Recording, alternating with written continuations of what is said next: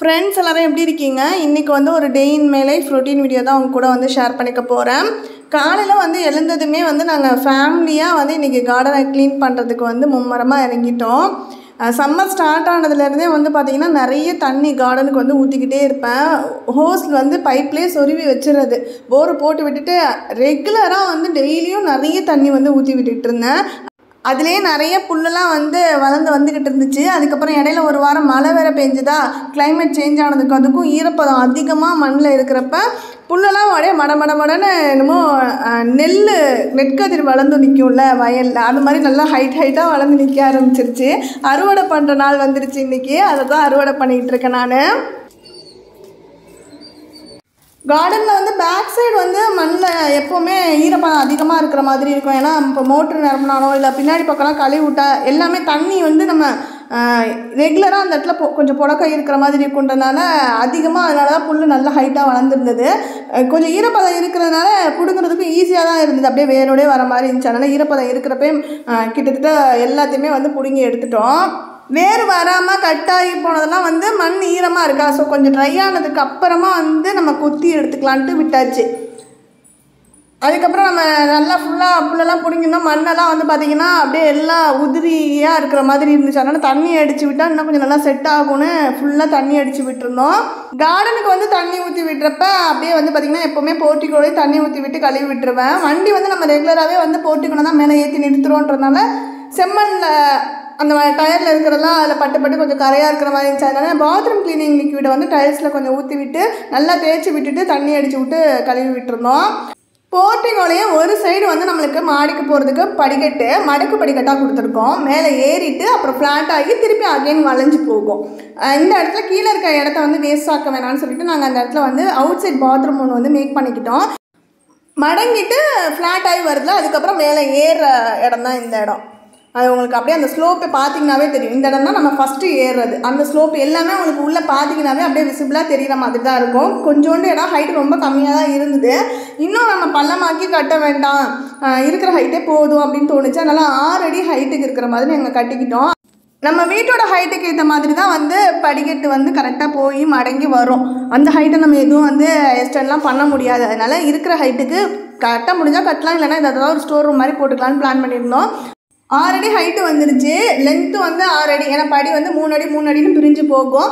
Balance வந்து டெப்த்துன்னு பார்க்குறப்ப 3 அடி தான் இருந்துச்சு. அதில் 3 அடியில் எப்படி ரொம்ப இடுக்கமாக இருக்க மாதிரி இருக்குமோ அப்படின்னு யோசிச்சப்ப கொஞ்சம் அட்ஜஸ்ட் பண்ணி வெளியில் இழுத்து டோர் வர மாதிரி நான் கட்டித்தரேன்னு சொல்லிட்டு மேஸ்திரி வந்து அவங்க பிளான் பண்ணி ஒரு 3 அடி அந்த மாதிரி எடுத்து வெளியில் கொடுத்துருந்தாங்க. அதனால தான் அந்த ஸ்லோப் எல்லாமே உங்களுக்கு மேலே போகிறது எல்லாமே உங்களுக்கு கிளியராக தெரிகிற மாதிரி இருக்கும். ஃப்ளாட்டான சர்ஃபேஸ் வந்து கரெக்டாக ஒரு 2.25 அந்த மாதிரி தான் இருந்தது. அதை மட்டும் வச்சு நம்ம எப்படி கட்ட முடியும்? அதனால் நாங்கள் அதை 3.5 மாற்றிக்கிட்டு உள்ளே வந்து இந்தியன் டாய்லெட் தான் கொடுக்க போகிறோம்னால அதுக்கேற்ற கரெக்டான சைஸ் வந்து வச்சுக்கிட்டோம். டாய்லெட்டை மட்டும் கொஞ்சம் ஹைட் ஏற்றி கொடுத்துட்டு பாத்திங்க்கு கொஞ்சம் ஸ்பேஸ் விட்டு ஒரு பைப்பு எல்லாமே செட் பண்ணிக்கிட்டோம். நார்மலாக ஒரு பைப்பு மட்டும் கொடுத்தா போதும். ஒரு பக்கெட்டு ஒரு மக்கு வச்சுட்டா ஏதாவது ஒரு ஃபங்க்ஷன் டைமில் கெஸ்ட்லாம் வராங்க, நிறைய பேர் இருக்கப்போ குளிக்கிறதுக்கெலாம் வந்து யூஸ் பண்ணிக்கலாம்ல, அதுக்காக தான் நாங்கள் பிளான் பண்ணியிருந்தோம். இங்கே வந்து ஒரு குட்டி ஜன்னல் தான் கொடுக்க முடிஞ்சு. ஏன்னா ஹைட்டு ரொம்ப கம்மி தான். கீழே இறக்கி கொடுத்தோம் அப்படின்னா ரொம்ப விசிபிளாக வெளியிலலாம் தெரிய ஆரம்பிச்சிடும். அதனால் மேலே கொஞ்சம் தூக்குன மாதிரி ஒரு சின்ன ஜன்னல் கொடுத்துருந்தோம். அதில் ஒரு 2 கண்ணாடி தான் வச்சுருந்தோம். அதையும் பக்கத்தில் பசங்க பால் அடித்து உடச்சாச்சு. அப்படி தான் வீட்டில் அந்த பாத்ரூம் வந்து இப்போதைக்கு இருக்குது. நாங்கள் வியூஸே பண்ணல. வீடு கட்டிகிட்டு இருக்கப்பே கொஞ்சம் ஃபஸ்ட்டே நம்ம அதை தான் மேக் பண்ணோன்னா பால் காத்துற டைம்லலாம் எல்லாருமே அதை தான் யூஸ் பண்ணாங்க. அதனால் கொஞ்சம் கரையெல்லாம் அதிகமாக படித்து போயிருந்துச்சு. முடிஞ்ச அளவுக்கு நல்லா க்ளீன் பண்ண முடிஞ்சதை க்ளீன் பண்ணி நான் மெயின்டைன் பண்ணிகிட்ருக்கேன்.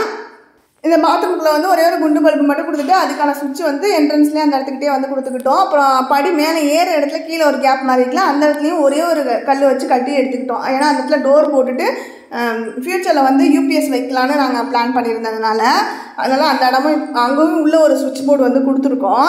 யூபிஎஸ்க்கு தேவையான ப்ரொவிஷன் எல்லாமே பண்ணியிருக்கோம். இப்போதைக்கு அந்த இடத்துல வந்து பார்த்திங்கன்னா ப்ரூம் ஸ்டிக்கு, வீடு துடைக்கிற மாஃப், பக்கெட்டு அது எல்லாமே அந்த இடத்துக்குள்ள தான் திணிச்சு வச்சுருக்கேன். இதெல்லாம் ஆர்கனைஸ் பண்ணுறதுக்கு ஒரு கரெக்டான இடம் இன்னும் எனக்கு கிடைக்கல. எந்த இடத்துல நம்ம வீட்டில் ஆர்கனைஸ் பண்ணலான்னு உங்களுக்கு ஏதாவது ஐடியா இருந்ததுன்னா அதை கமெண்ட் செக்ஷனில் சொல்லுங்கள். காலையிலைக்கு பிரேக்ஃபாஸ்ட்டுக்கு வந்து தோசை, தக்காளி சட்னியில் வந்து எப்போவுமே பட்டை மிளகாய் போட்டு தான் அரைப்பேன். இன்றைக்கி கொஞ்சம் டிஃப்ரெண்ட்டாக வந்து பச்சை மிளகாய் சேர்த்து அரைக்கலான்னு.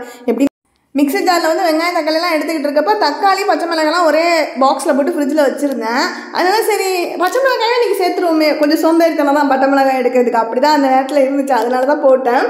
சரி ஆனால் அரைக்கிறப்ப வெள்ளை வெள்ளையன்னு வந்துச்சு சட்னியும். ஐயோ தக்காளி சட்னி வெள்ளை கலராக வருது, பாப்பா கண்டிப்பாக சாப்பிட மாட்டாங்கன்னு பார்த்தா தாளிச்சதுக்கப்புறம் அது வதங்கினதுலேயே தக்காளி வந்து கலர் சேஞ்ச் ஆகிட்டு வேறு எதுவுமே நான் சேர்க்கலை. வெங்காயம் தக்காளி பச்சை மிளகாய் உப்பு இது மட்டும்தான் சேர்த்து அரைச்சிருந்தேன்.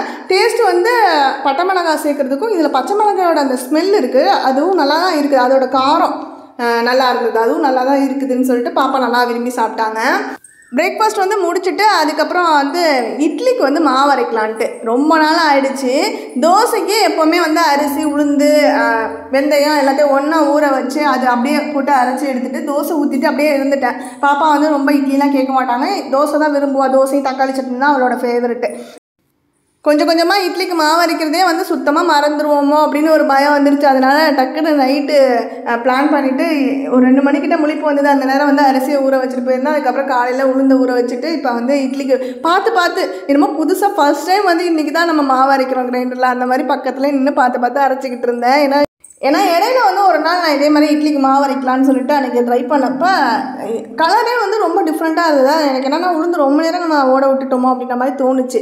அதனால் இன்றைக்கி கரெக்டான டைமுக்கு பார்த்து கரெக்டாக உளுந்து அரைப்பட்டதை அள்ளிடணும், அதுக்கப்புறம் அரிசியும் போட்டு கரெக்டாக பார்த்து அள்ளிடணும்னு அப்பயுமே ஒரு 1 மினிட் பாப்பாக்கிட்ட ஏதோ பேசிகிட்டு இருந்ததில் விட்டுட்டேன். அதில் வந்து பார்த்திங்கன்னா அரிசி வந்து இன்னும் கொஞ்சம் லைஸாக மையான மாதிரி எனக்கு ஒரு ஃபீல் இருக்குது. இட்லி ஊற்றி பார்த்தா தான் தெரியும் எப்படி வரப்போகுதோன்ட்டு. சரி அதை புளிக்கட்டுன்ட்டு எடுத்து வச்சுட்டு அடுத்து இன்னொரு டிஷ் இது வந்து ட்ரை பண்ணலான்னு சொல்லிட்டு இதுவும் ரொம்ப நாளாக நினச்சிக்கிட்டு இருந்தேன். என்னோடய விஷ்லிஸ்ட்டில் இருந்தது, ட்ரை பண்ணணும்னு நினச்ச ஒரு ரெசிபி. ஏன்னா நான் சின்ன பிள்ளையாக இருக்கிறப்ப இங்கே வந்து இது பர்மா காலனின்னு சொல்லிட்டு அங்கே வந்து மார்க்கெட் இருக்குது, மீன் மார்க்கெட், அங்கே வந்து ஒரு லேடி வந்து விற்பாங்க. ரொம்ப ஆசையாக இருக்கும், எப்போவுமே அம்மா மார்க்கெட் போனாங்கன்னா எனக்கு மோலசம் வாங்கிட்டு வாங்க அப்படி கேட்டுகிட்டே இருப்பேன். அதுக்கப்புறம் நான் அது விற்கிறாங்களா இல்லையா இப்போ அப்படின்னு நான் இங்கே தஞ்சாவூர் வந்ததுக்கப்புறம் யோசிச்சா, நான் மார்க்கெட் போனப்பெல்லாம் எப்போயும் என் கண்ணில் வந்து படலை. அதனால் சரி இல்லை போல இருக்குது, இப்போலாம் விற்கிறதில்ல போல இருக்குன்னு நினச்சா. நான் அம்மாட்ட கேட்டேன் விற்கிறாங்கன்னு தான் சொன்னாங்க. ஆனாலும் நம்ம வீட்லேயே நம்ம ட்ரை பண்ணலாமே அப்படின்னு யோசிச்சுட்டு நான் வந்து கொஞ்சம் கூகுள் எல்லாம் சர்ச் பண்ணி யூடியூப்பில் நம்ம போட்டு பார்ப்போம் ரெசிபி. அப்படி பார்த்தப்ப ஏதோ வந்து நான் ஸ்பெல்லிங்கை வந்து தப்பாக போட்டு பார்த்துட்டேன்னா என்னன்னு தெரியல, எனக்கு காட்டலை. சரி அதோட நானும் வந்து அதை பெருசாக எடுத்துக்கல, சரி நம்ம நேரலாம் போனால் பார்த்து வாங்கி குடிச்சுக்கோன்ட்டு விட்டுட்டேன். நைட்டு வந்து படுத்துட்டு அப்படியே மொபைலில் நம்ம யூடியூப் வீடியோஸ்லாம் பார்ப்பலாம். அப்படி பார்த்துட்டு இருக்கப்போ சடனாக என் கண்ணில் வந்து ரெசிபி வந்து பட்டது. என்னடா இதை தானே நம்ம தேடணுன்ட்டு அதுக்கப்புறம் அதில் இருக்க ஸ்பெல்லிங் எடுத்து போட்டு சர்ச் பண்ணுறப்போ நிறைய பேர் வந்து வீடியோ போட்டிருக்காங்க. இது வந்து ஒரு பர்மா ரெசிபி. இங்கே வந்து பர்மா காலனி தஞ்சாவூரில் வந்து பார்த்திங்கன்னா கவுசோவும் இந்த மொலசம் இதுதான் எனக்கு தெரிஞ்சு. நான் வந்து அதிகமாக லைக் பண்ணது கவுசம். அடிக்கடி நம்ம ரெகுலராக வாங்கி சாப்பிடுவோம். வீட்டிலே கூட சென்னையில் இருக்கப்போ நான் மிஸ் பண்ணதுனால அடிக்கடி செஞ்சு சாப்பிட்டுட்டு இருந்தேன். ஆனால் இங்கே வந்ததுக்கப்புறம் நம்ம செய்கிறதுக்கு ரொம்ப கொஞ்சம் சோம்பேறித்தனம் தான். நல்லா அப்பப்போ போயிட்டு கடையிலே வாங்கி சாப்பிட்றது. ஏன்னா இங்கே வந்து கொஞ்சம் கவுசம் வந்து ஒவ்வொரு இடத்துல ஒவ்வொரு மாதிரி டேஸ்ட் இருக்கும். ஒரு இடத்துல வலுன்னு நல்லா இருக்கும் இந்த ஏரியாவில் பர்மா காலனியில். அந்த இடத்துல தான் பாப்பாவுக்கு பிடிக்கிறதுனால அது மாதிரி நம்ம வீட்டில் செய்கிறதுக்கு முடியல. நம்ம வீட்டில் நார்மலாக இருக்க நூடுல்ஸில் தான் செய்வோமா, அந்த டேஸ்ட்டும் வரதில்லை அப்படின்றனால நான் அங்கேயே போய் வாங்கிட்டு அப்படியே விட்டுட்டேன். இந்த ரெசிபியை பார்த்ததும் சரி கண்டிப்பாக இதை நம்ம வீட்டில் செஞ்சிடணும். ஏன்னா எல்லாமே வீட்டில் இருக்கிற திங்ஸ் வச்சு தான் அது பண்ணுற மாதிரி இருந்தது.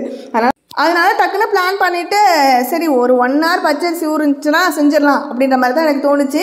வீட்டில் பச்சரிசி இருந்தனால ஒரு 1/4 கப் எடுத்து ஊற வச்சுட்டேன். அதுக்கப்புறம் வீட்டிலே இருக்கிறதால வெள்ளம் இருந்தது, அதை பால் காய்ச்சி எடுத்து வச்சுக்கிட்டேன். ஒரு சைடு வந்து ஜவ்வரிசிலாம் கடையில் நான் வாங்கி குடித்தப்போ போட்டிருந்த மாதிரி தெரியல. நான் ரெசிப்பியில் பார்த்தப்ப இப்போ எனக்கு யூடியூப்பில் வந்து ஒரு சிலர் போட்டிருந்தாங்க ஜவ்வரிசி, இல்லைனா வந்து பாதாம் பிசின் வந்து போட்டிருந்தாங்க. சம்மர் ட்ரிங்க்ன்றனால அது ஆட் பண்ணுற மாதிரி. நம்ம பாதாம் பிசின் எனக்கு செட் ஆகும்னு தோணலை. ஆனால் இது வந்து பாயசம் மாதிரி ஒரு ஸ்டைல் தான் அப்படின்றதுனால ஜவ்வரிசி வேணால் ஆட் பண்ணிக்கலாம்னு தோணுச்சு. அதனால் ஜவ்வரிசியை வந்து தனியாக சுடு தண்ணி ஊற்றி ஊற வச்சுக்கிட்டேன். ஒரு சைடு தேங்காயும் வந்து அரைச்சி அதையும் வந்து பார்த்திங்கன்னா தேங்காய் பால் எடுத்து வச்சுக்கிட்டேன்.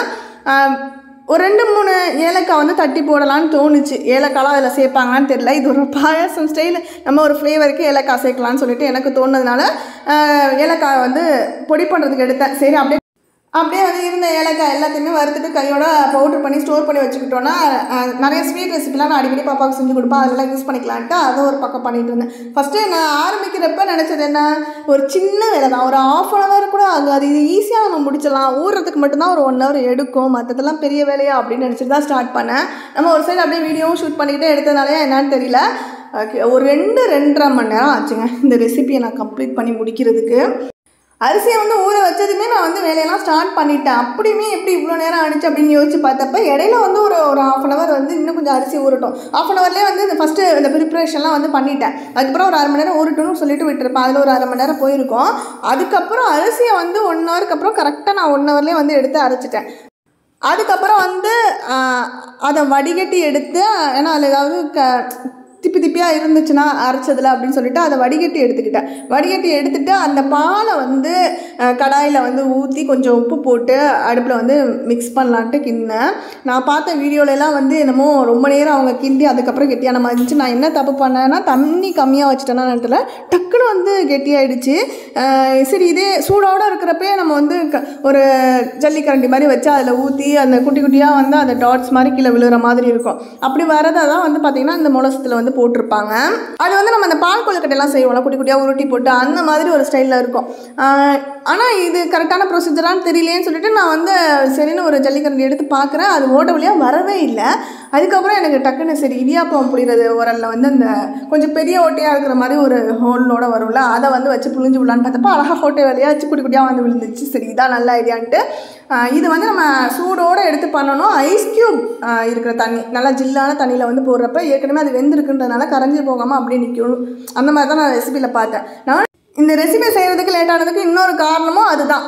நான் இவ்வளோ வேலையும் பார்த்துட்டு மண்டமேல இருக்க கொண்டே மறந்த மாதிரி ஐஸ் க்யூப் தண்ணி ஊற்றி வைக்காமல் விட்டுட்டேன். தண்ணி ஐஸ் வாட்டர் இல்லை, என்ன பண்ணுறதுன்ட்டு அதுக்கப்புறம் திருப்பியும் அடுப்பை வந்து ஆஃப் பண்ணி வச்சுட்டு போயிட்டு ஐஸ் க்யூப்க்கு வந்து ஒரு 1/2 மணி நேரம் வச்சுட்டு வெயிட் பண்ணிவிட்டு கொஞ்சம் ஐஸ் க்யூப்ஸ் வந்து ரெடி ஆனதுக்கப்புறம் திருப்பி மாவை லைட்டாக சூடு பண்ணிவிட்டு அந்த இடியாப்பம் உரல்லே வந்து பார்த்திங்கன்னா பிழிஞ்சு விட்டேன். டப்புன்னு அது அழகாக விழுந்துருச்சு.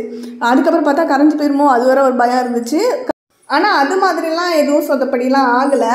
என்ன நான் பண்ணிட்டேன்னா ஐஸ் க்யூப் தண்ணி கொஞ்சம் தான் இருந்தது. அதுக்கப்புறம் நான் கொஞ்சம் தண்ணி வந்து ஊற்றிக்கலான்னு சொல்லிட்டு ஊற்றி பார்த்தேன்.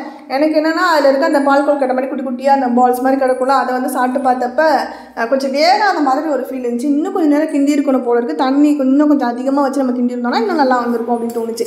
அதனால் சரி நம்ம இதை எடுத்து தண்ணி ஊற்றுனதோடய வச்சு கொதிக்க விடுவோம். கரைஞ்சி போகட்டும் அப்படின்ட்டு எடுத்து கொதிக்க விட்டால் கரையவே இல்லை. அது அழகாக உள்ளே கடந்து இந்த தண்ணி கொதிக்க வெந்துருச்சு. அதுக்கு கலரும் வந்து பார்த்திங்கன்னா நல்லா ஒரு பாயாசம் மாதிரி சூப்பராக வந்துருச்சு. அரிசி பாயாசம் செஞ்சேன் அப்படி இருக்கும் அந்த மாதிரி. அதுக்கப்புறம் எடுத்துகிட்டு டேஸ்ட் பண்ணி பார்த்தா அந்த மோனசம் டேஸ்ட் வந்து இருக்குது, நல்லா வெந்து வந்திருக்கு, நல்லா இருக்குது அப்படின்னு தோணுச்சு. அதுக்கப்புறம் தான் வந்து பார்த்திங்கன்னா ஒரு திருப்தியே, அப்பாடா சக்ஸஸ் ஆகிட்டு நம்மளோட ரெசிபி அப்படின்னு சொல்லிட்டு. அதுக்கிடையிலே வந்து பார்த்திங்கன்னா தேங்காய் பால் எடுத்து வச்சுருந்தோம்ல, அதில் வந்து வெள்ளைப்பால் எடுத்து வச்சுருந்ததை வந்து அது நம்ம அப்படியே வச்சுருந்தோம்னா கெட்டியாகிடும்ல, அதனால் ஒரு வடிகட்டி வச்சு கையோட வடிகட்டி தேங்காய் பால்லேயே ஊற்றி மிக்ஸ் பண்ணிவிட்டு ஃப்ரிட்ஜில் எடுத்து வச்சுட்டேன். அப்படின்னா கெட்டு போகாது லேட்டானால் கூட, அதனால் எடுத்து வச்சுக்கிட்டேன். அவ்வளோ சீக்கிரம் தேங்காய் பால் வந்து வெளியில் வச்சுருந்தாலும் கெட்டு போகாது, ஜில்லுன்னு இருந்தால் குடிக்கிறதுக்கு நல்லா இருக்குமே, அதனால் சரி ஃப்ரிட்ஜில் வைக்கலான்ட்டு வச்சுட்டேன். அது வந்து ஒரு சைடு செட் ஆகிட்டு இருந்துச்சா.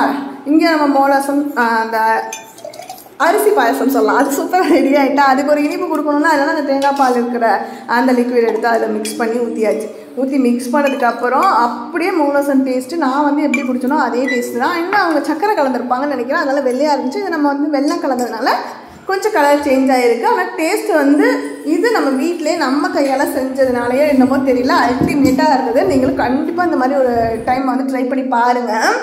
இதோட நேம் வந்து மோனசம். கரெக்டாக ப்ராப்பராக டீட்டெயில்டான ரெசிபி வேணும், நீங்களும் யூடியூப்பில் வந்து சர்ச் பண்ணி பாருங்கள். சர்ச் பண்ணி பார்த்து ட்ரை பண்ணி பாருங்கள். இது செய்கிறதுக்கு எனக்கு தெரிஞ்சு அரிசி முன்னாடியே ஊற வச்சுருந்தா கடகடன்னு செய்கிறவங்களாம் அதான் ஒரு 1/2 மணி நேரத்தில் செஞ்சிடலாம், அவ்வளோதான் வேலை. அதே மாதிரி அது நல்லா வெந்ததுக்கப்புறமா நம்ம வந்து அதை அந்த இடியாப்பா குழலில் போட்டு அதை பிழிஞ்சு எடுத்தோன்னா அதை வந்து நம்ம திருப்பி வேக விடணுன்ற அவசியம் இல்லை. அப்படியே டேரெக்டாகவே நம்ம டக்குன்னு எல்லாத்தையும் ஒன்றா மிக்ஸ் பண்ணிவிட்டு குடிச்சிக்கலாம். நான் வந்து கொஞ்சம் வேகாமல் எடுத்ததுனால அகைன் வேக விடுற மாதிரி இருந்தது. அதனால் நீங்கள் ப்ராப்பராக ட்ரை பண்ணி பாருங்கள். டேஸ்ட் எப்படி இருக்குது? எது மாதிரி இருக்குது சாப்பிட்டு பார்த்தா? அரிசி கஞ்சி மாதிரி இருக்கா? அரிசி போட்டு தேங்காய் பால் போட்டு கஞ்சி ரெடி பண்ணியிருக்கேன். நல்லா இருக்குதா? நான் பாயாசம் மாதிரி இருக்குன்னு சொல்லுவேன்னு நினச்சேன். பார்க்குறதுக்கு பாயாசம் மாதிரி இருக்கு, ஆனால் டேஸ்ட்டு கஞ்சி மாதிரி இருக்க. இனிக்கு தானல்ல? போதுமா இனிப்பு? புழுவை போட்டு லேசு வர புழுவெல்லாம் சாப்பிட ஆரம்பிச்சிட்டாங்களா?